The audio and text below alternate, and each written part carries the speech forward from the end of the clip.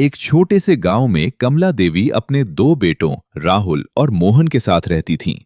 बड़े बेटे की पत्नी सुनीता थी, जबकि छोटे बेटे की शादी अभी-अभी पूजा से हुई थी।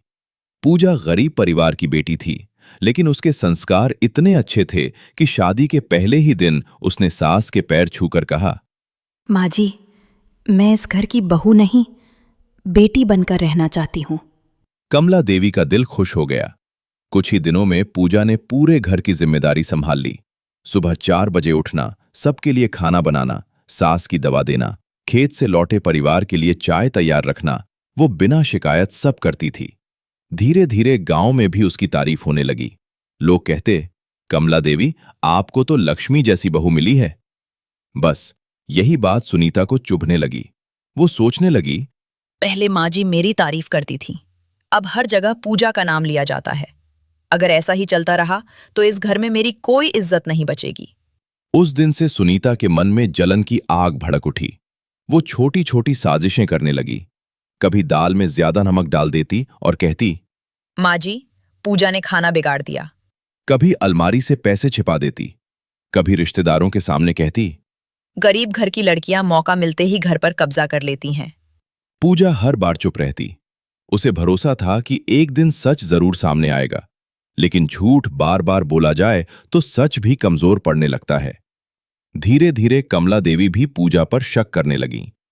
एक दिन सुनीता ने पूजा के मायके वालों का भी अपमान कर दिया। पूजा सारी रात मंदिर में बैठकर रोती रही। उसने भगवान से कहा, प्रभु, अगर मैंने कभी किसी का बुरा नहीं किया तो मेरी इज्जत जरूर बचाना। कुछ दिनों बाद कमला देवी की शादी की सालगिरह थी। घर में रिश्तेदार आए हुए थे। सुनीता ने मौका देखकर अपनी सोने की चेन और कुछ पैसे अपने भाई को दे दिए। फिर पूरे घर में चिल्लाने लगी, माँ जी, मेरी चेन और पैसे चोरी हो गए। सभी लोग इकट्ठा हो गए। सुनीता ने सीधे पूजा की ओर उंगली उठाई। इसी ने चोरी की है, इसके अलावा और कौन करेगा? बिना कुछ सोचे कमला देवी गुस्से में बोली, आज से इस घर में तेरी कोई जगह नहीं, निकल जा मेरे घर से। पूजा रोते हुए बोली, माँ जी, मैंने कुछ नहीं किया। लेकिन किसी ने उसकी बात नहीं सुनी। उसका सामान बाहर फेंक दिया गया। पति मोहन भी मां के सामने कुछ नहीं बोल पाया। टूटे हुए दिल के साथ पूजा गांव के मंदिर चली गई। उसने भगवान के सामने दीपक जलाया और कहा, प्रभु, अगर मैं सच्ची हूं तो एक दिन मेरा सम्मान मुझे वापस दिला देना। उधर कुछ दिनों बाद सुनीता का भाई चोरी किए हुए गहने बेचने शहर गया। पुलिस को शक हुआ। पूछताछ में उसने सब सच बता दिया। उसने कबूल कर लिया कि गहने उसकी बहन ने ही दिए थे, ताकि चोरी का इल्जाम पूजा पर लग जाए। पुलिस सीधे गांव पहुंची। पूरा गांव इकट्ठा हो गया। सबके सामने सुनीता का सच खुल गया। कमला देवी के पैरों तले जमीन खिसक गई। उन्हें अपनी सबसे बड़ी गलती का एहसास हुआ। वो रोती हुई मंदिर पहुंची, जहां पूजा रोज भगवान के सामने बैठती थी। कमला देवी पूजा के पैरों में गिर गईं। बेटी, मुझे माफ कर दे। मैंने दूसरों की बातों में आकर तेरी इज्जत छीन ली। पूजा की आंखों में आंसू थे।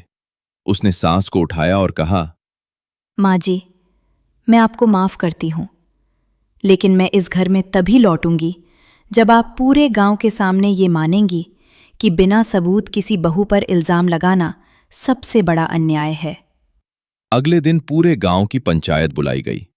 कमला देवी सबके सामने हाथ जोड़कर बोली, मैंने अपनी बहू पर भरोसा नहीं किया। मैं अपनी गलती स्वीकार करती हूँ। आज से मेरे घर में किसी बहू का अपमान नहीं होगा। पूरा गांव तालियों से गूंज उठा। सुनीता फूट फूट कर रोने लगी। उसने पूजा के पैरों में गिरकर कहा, बहन, मेरी जलन ने मेरा ही घर बर्बाद कर दिया। मुझे माफ कर दो। पूजा ने उसे उठाकर गले लगा लिया। वो बोली, रिश्ते बदले से नहीं, माफी से बचते हैं। उस दिन के बाद घर फिर से हंसने लगा। कमला देवी हर किसी से एक ही बात कहती थी, घर को बाहर का दुश्मन नहीं, घर के अंदर की जलन बर्बाद करती है। और गांव के लोग वर्षों तक इस घटना को याद करते रहे। कहानी की सीख, ईर्ष्या की आग सबसे पहले उसी इंसान को जलाती है जिसके दिल में वो पैदा होती है। जो सच्चा होता है, भगवान उसका सम्मान एक न एक दिन पूरी दुनिया के सामने जरूर लौटाते हैं। अगर कहानी ने आपके दिल को छुआ हो तो वीडियो को लाइक करें, चैनल को सब्सक्राइब करें और बेल आइकन जरूर दबाएं, क्योंकि ऐसी ही दिल छू लेने वाली कहानियां हम आपके लिए रोज लेकर आते हैं।